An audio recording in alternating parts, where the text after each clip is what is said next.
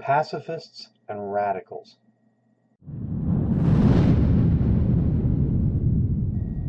Welcome to 2-Minute Transformation. There are two Christians in every believer. One is a pacifistic Christian and the other a radical. Of the two, one or the other is usually dominant. I think in the first century it's pretty clear the vast majority of believers were radical.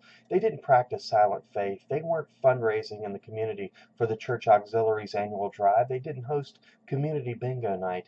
They were selling their possessions to fund missions. They were being arrested for preaching Jesus in the streets. They were laying down their lives for the sake of the gospel. Today, most folks would just laugh them off as nuts and keep driving.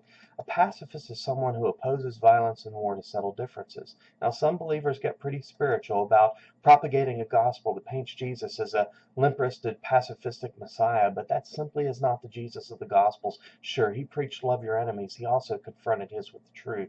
In today's world, nobody's threatened by believers who quietly go to church and practice their religion, but the world hates a radical who abandons political correctness and with keen enthusiasm takes a stand for biblical truth. Jesus said in Matthew 11, verse 12, "And from the days of John the Baptist until now, the kingdom of heaven suffers violence, and the violent take it by force."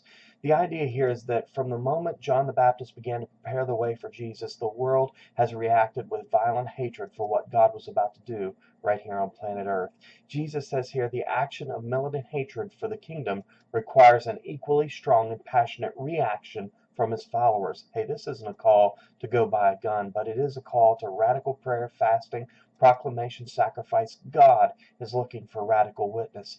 The question is, will you stick with the comfort of your quiet little religion and pray for a good year of fundraising, or will you become the radical and thus be transformed?